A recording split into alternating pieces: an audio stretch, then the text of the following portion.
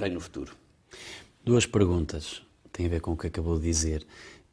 Primeiro, parece-me que acredita que a questão das custas tem a ver com a influência da justiça em outros setores económicos, e depois acredita que será atribuído à Ordem dos Advogados esse tal poder de suscitar diretamente do Tribunal Constitucional a fiscalização abstrata das normas e a fiscalização por omissão, tal como falou na sessão solene da abertura. Eu estou absolutamente convicto que nós temos patamares de discussão sobre as questões constitucionais. Quando eu defendo o recurso de amparo, que é uma ampliação, nós aí não temos acordo de muita gente, nomeadamente dos constitucionalistas e de outras pessoas, embora tenhamos acordo de muitos advogados que percebem isto.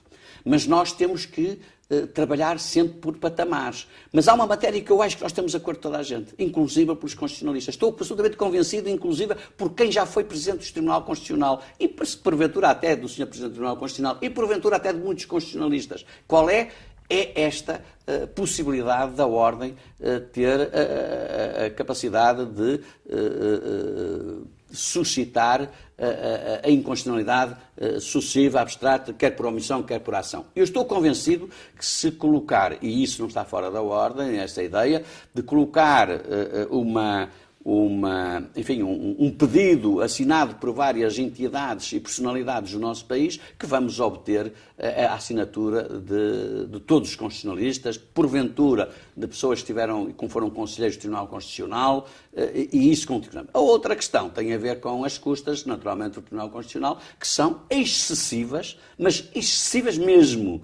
E a ideia que eu fico é um pouco esta. Se já não temos o recurso de amparo para que o Tribunal não fique com muitos processos, como é que ainda temos a acrescentar a isso custas absolutamente impensáveis para o cidadão? Repare que ir discutir se o Estado tem que pagar uma ação ou 2 ações, se a questão da inconstitucionalidade existe ou não, e depois a pessoa levar com 2.500 euros de custas, é evidente que há qualquer coisa que não funciona. Isto é, a ideia que trespassa, e que eu julgo que os seus conselheiros não devem gostar, os próprios conselheiros do Tribunal Constitucional, porventura salvo a senhora relatora do acórdão, é que isso significa uma limitação a um direito constitucional de acesso aos direitos e aos tribunais. E, portanto, não pode o próprio Tribunal vir a utilizar as custas como um meio de levar as pessoas a não irem ao Tribunal Constitucional. E isto seria, digamos, a subversão completa daquilo que é o Estado de Direito Democrático. Portanto, eu não acredito que os próprios seus conselheiros aceitem e estejam de acordo com as regras de custas no Tribunal Constitucional. Qual foi a ideia com que ficou da sessão solene da abertura do ano judicial? Pois, aí relativamente e contrariamente ao que disse, eu não acho que tenha havido posições muito diferentes. Essa sessão, eu percebo que as pessoas façam uma afirmação, outras querem levar, enfim, um bocado apanhado do que foi feito, outras querem levar uma espécie de programa de futuro. Mas se lermos com cuidado o que disse o Sr. Presidente do Supremo Tribunal de Justiça relativamente a muitas matérias com as quais eu estou de acordo, ou o que disse a Sra. Procuradora-Geral, que, como sabe, é natural que relativamente à Procuradoria-Geral da República, a Ordem dos Advogados, muitas das vezes tem entendimentos diversos. E porquê? Porque tem a ver com a própria estrutura daquilo que é o processo penal e do Estado de Direito. Por um lado, a Procuradoria-Geral está vinculada relativamente àquilo que é a persecução de um interesse público, naturalmente, da comunidade, que tem a ver com a eficácia da investigação criminal, mas uma coisa é, e a Ordem tem, também do ponto de vista normativo, se quiser ao constitucional, mas também do ponto de vista da sua genética, que é a defesa dos direitos, liberdades e garantias do cidadão concreto, do Sr. António, do Sr. Manuel, da Sra. Dona Maria. É isso que o conforma e forma. Estes princípios, esta forma diferenciada de atuação, naturalmente, muitas das vezes choca, e principalmente choca quando, por razões que têm a ver com o seu Procurador A e o seu Procurador B, muito mais às vezes do que tem a ver com a Procuradoria-Geral da República em si mesma, tem atuações de deslumbramento de investigação criminal que pode levar à violação daquilo que são princípios fundamentais dos direitos, liberdades e garantias de cada cidadão e, naturalmente, assim, também prejudicando a ação dos próprios advogados. O Sr. Presidente do Supremo Tribunal de Justiça, o Dr. Joaquim Pissarra, disse que a Justiça não estava preparada para lidar com megaprocessos. Concorda com esta afirmação? Concordo. Concordo e até digo-lhe mais. Nós sempre, e eu pessoalmente sempre tive a ideia que os megaprocessos, o cidadão não os percebe. Aquilo vai-se avolumando, o cidadão começa a perceber e a ler, porventura, em alguns jornais, principalmente naquele que às vezes nós pensamos que é uma espécie de longa-manos de alguma coisa, e o que é que sucede aí? Bom, o que sucede aí é que o cidadão diz, e mais isto, e mais aquilo, e vai criando uma presunção de culpabilidade imediata, como é evidente, não é? Mas o megaprocesso depois vai durando, porque é mega, e vai durando para além dos limites, porventura, para além do razoável. E isso vai criando uma desconfiança também no cidadão. Afinal, estávamos todos contentes, porque afinal os mais poderosos também respondem, mas a dada altura isto é de tal maneira uma bola imensa que a ideia com que ficamos é que isto foi feito de propósito para que nunca vão a julgamento. E portanto também isto cria problemas de recepção, de percepção por parte do cidadão. Mas, por outro lado, do ponto de vista já não da percepção do cidadão, mas da atuação, o megaprocesso tem um outro problema. É quando ele se transforma num grande megaprocesso, a ideia que fica para quem está habituado a estas lides é que há ali alguma fragilidade na acusação. E por isso há necessidade de ir somando para que o contexto possa permitir fechar as lacunas que possam existir. E, portanto, a ideia que eu tenho cada vez mais, enfim, mas porventura é uma ideia minha e errada, é que o megaprocesso não colabora, não ajuda. O ideal era termos mais que um processo e não megaprocessos. A coisa ainda é mais grave, se quisermos, ou estas questões são mais graves, se eventualmente o megaprocesso asfixiar por razões diversas, aquilo que são os direitos, as liberdades e garantias dos arguidos. E, portanto, tudo isso deve ser pensado e devemos estar sempre muito atentos. O que é que falha depois também aqui, para além disto? É que não há uma comunicação a trabalhar por parte da Procuradoria-Geral da República, não é esta Procuradoria-Geral, sempre foi, e, portanto, a comunicação era muito importante. E era muito importante porque ela não se fizesse via mídia, se fizesse via mídia, mas a seguir à comunicação feita pela própria Procuradoria-Geral. A Procuradoria-Geral deveria encontrar meios de comunicação social, meios de comunicação no espaço público, mas dela própria, que seria depois trabalhada, naturalmente, e a informação seria depois mediada pelos mídia, mas por todos os mídia. E então nós teríamos aqui, porventura, uma forma muito mais transparente, muito mais salutar e que determinaria para o próprio cidadão uma melhor compreensão. Obviamente que isto também determina outra coisa, que é uma questão cultural, que é as partes, os arguidos, os seus advogados terem acesso ao que deveriam ter e que muitas das vezes podem não ter. E, portanto, há aqui um caminho por fazer. Qual é a responsabilidade da Ordem e também a ação da advocacia portuguesa? É sempre a mesma. É estar daquele lado que tem a ver com a defesa dos direitos, liberdades e garantias, sem que isso signifique, porque não significa, obviamente, que com isso estamos a colocar em causa a necessidade da investigação e a necessidade de quem praticou atos de natureza ilícita criminal sejam condenados no espaço próprio que devem ser, que é os tribunais. Uma coisa não tem a ver com a outra. E mais do que isso, as metodologias de investigação é que não podem nunca, seja por deslumbramento, seja por outras razões, fechar os olhos aos direitos, às liberdades e às garantias de cada cidadão. Isto não será assim fácil, porque nós vivemos numa era tecnológica onde tudo se vê, tudo se sabe, tudo se ouve. Foi uma mensagem que foi enviada para o grupo errado da internet. A investigação, quando falamos em megaprocessos, falamos em organizações de elevada categoria, vários telemóveis descartáveis com várias pessoas a fazerem por outras. É possível também, e temos a Ordem que tem de garantir a defesa dos direitos, liberdades e garantias dos cidadãos e também dos arguidos. É possível estes megaprocessos não terem as suas lacunas? Sei que o Dr. Guilherme tem uma posição algo desconfiado relativamente às escutas. Como é que se resolve esta questão? De certa forma, também os advogados vão se aproveitar um bocadinho ainda das falhas na acusação que naturalmente têm de existir. Vamos lá ver. Comecemos pelo lado cultural da questão. O lado cultural da questão é uma coisa que disse, o que aliás não tem nada de mais a não ser essa questão cultural. Eu costumo chamar a isso a aculturação cinéfila americana. E o que é isso que quer dizer? Por exemplo, diz, os advogados têm que aproveitar de... Os advogados não aproveitam de coisa nenhuma. Os advogados atuam utilizando os mecanismos legais que possuem para colaborarem, determinarem e defenderem os respectivos arguidos. A ideia que a seguir se pode colocar é que muitas das vezes as escutas, e isso sim é uma questão grave, as escutas muitas vezes não têm nada a ver. Em primeiro lugar, as escutas não devem ser a utilização geral, maciça e indiscriminada relativamente ao cidadão. Nenhum de nós acharia razoável, e estou convencido que todos atuaríamos contra, se pudéssemos pensar que todos nós, em qualquer parte em que estivéssemos e com quem estivéssemos, estaríamos a ser escutados, o que é possível hoje, mesmo com os telefones desligados. Ora bem, isso não seria agradável. Mas por que diabo há de ser agradável que alguém possa ser escutado para além daquilo que é absolutamente necessário e está determinado por decisão judicial? Isto é absolutamente essencial, porque isto significaria colocar em crise a própria comunidade.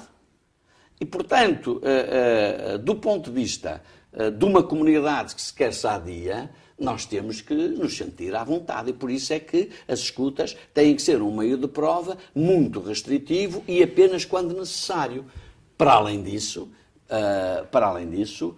quando nas escutas há matéria que não tem nada a ver com o objeto de investigação e a seguir aparecem na imprensa, isso é algo que a mim não é apenas incomodar, eu acho que é a degradação total da justiça e das instituições.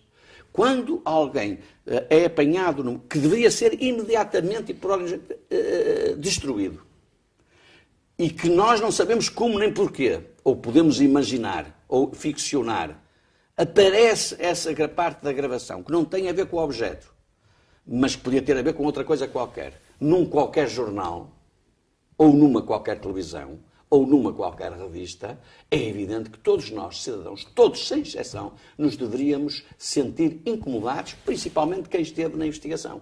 E, naturalmente, a começar pelo próprio Ministério Público. Porquê? Isso devia ser investigado imediatamente, porque isso significa colocar em crise a vida social de todo o cidadão e da comunidade e do Estado de Direito Democrático. E eu isso considero que é, de facto, de uma violência contra o Estado de Direito Democrático, de uma violência contra a vida social, contra todos nós, cidadãos, que não se pode admitir. E a mim preocupa-me subejamente quando vejo que relativamente a essas matérias existe uma paz. As pessoas não ligam ou até acham graça e gostam de espreitar como se elas amanhã não pudessem lá estar. Eu fico surpreendido pelo conformismo do cidadão relativamente a essas matérias. Mas também fico muito incomodado, às vezes, com a passividade do próprio Ministério Público nessas matérias. Tem falado muito da missão social da Ordem dos Advogados e também do advogado com consagração constitucional na defesa dos direitos, liberdades e garantias. Criticou com dureza as recomendações da OCDE na sessão de abertura do ano judicial. Seria o fim da profissão, caso essas recomendações fossem sufragadas pela Assembleia da República? Seria o fim da profissão e seria o fim do Estado de Direito Democrático. Não tenho dúvidas quanto a isso. O que é dito pela Autoridade para a Concorrência da OCDE e as recomendações da OCDE é alguma coisa que também deveria preocupar toda a gente. Vamos lá ver.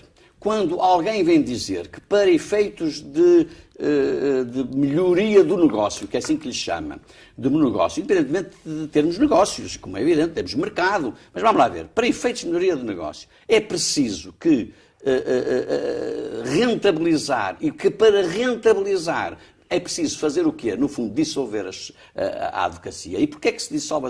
Basta verificar isto. Relativamente às práticas, aos atos próprios dos advogados, o que vem dizer é que muitos deles não deveriam ser considerados atos próprios. A grande maioria deles não devia ser considerados atos próprios. Aliás, só aqueles que têm a ver com o tribunal deveriam ser considerados atos próprios.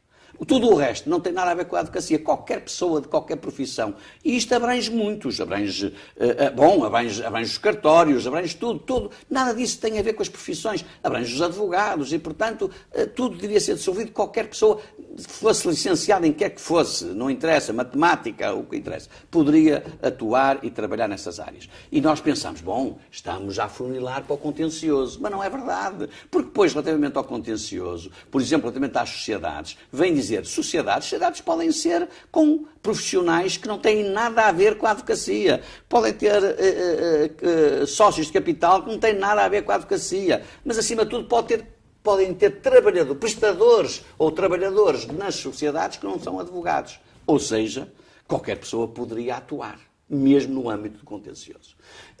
E, portanto, há aqui uma dissolução da profissão em nome de um economicismo. Ora bem, isto é preocupante e ainda é mais preocupante quando a forma como está tratado isso pela OCDE. E, portanto, nós temos aqui uma questão gravíssima do ponto de vista cultural, do ponto de vista de pensamento, e dizer que qualquer pessoa pode atuar no âmbito daquilo que é a advocacia. Imagina bem mais, podíamos dizer então, isto não chega só à advocacia, nem chega a outras profissões, seja do judiciário, sejam jurídicas. Vai mais longe, porquê? Porque um destes dias, em nome da eficácia económica, o que vão dizer é que se calhar põe-se um robô a fazer o julgamento. E esse robô, relativamente às contraordenações, tanto pode estar do lado dos advogados como pode estar do lado de quem julga. Mas isto já lá está. De que forma? O problema da arbitragem. O Tribunal Arbitral é o Tribunal também do cidadão. E, portanto, do cidadão. E que cidadão? De qualquer um. Então passaríamos a ter profissionais que não são juristas, profissionais que não são advogados, tribunais constituídos por pessoas, naturalmente, que não são advogadas, por qualquer pessoa, e julgando qualquer pessoa. Mas isto não tem nada a ver com aquilo que deve ser o Estado de Direito Democrático, não tem nada a ver com aquilo que é a polis grega, porque as circunstâncias aí seriam completamente diferentes, não vale a pena agora desenvolver o tema, mas até é ridículo a forma como está explanada pela OCDE, e portanto isso significa apenas uma única coisa, e é preciso dizê-lo, significa apenas que alguém aproveita disso. E quem é alguém que aproveita isso? Naturalmente, têm que ser grandes empresas que não são e não estão na zona da atividade jurídica. Porventura, não sei se é isso, estou apenas a falar, mas empresas do género consultoras, não faço ideia, que poderiam atuar, e eu até diria mais, atuariam em todos os lados, no trabalho dos advogados, no trabalho dos juízes. E, portanto, tudo isto se passaria com um técnico de qualquer profissão, um farmacêutico, como eu disse, alguém da matemática, alguém da engenharia, naturalmente, que poderia estar no tribunal tal se fosse preciso analisar e como perito ou mesmo como árbitro, mas aqui seria tudo assim. Isto é, era a dissolução das profissões liberais e era a dissolução da advocacia. A questão é que este pensamento, assim, feito assim desta forma simples, partindo dos pressupostos do que estavam nas recomendações, significaria, como é evidente, o fim de um Estado de Direito Democrático, funcionaria, de facto, aqui como o fim de princípios e valores.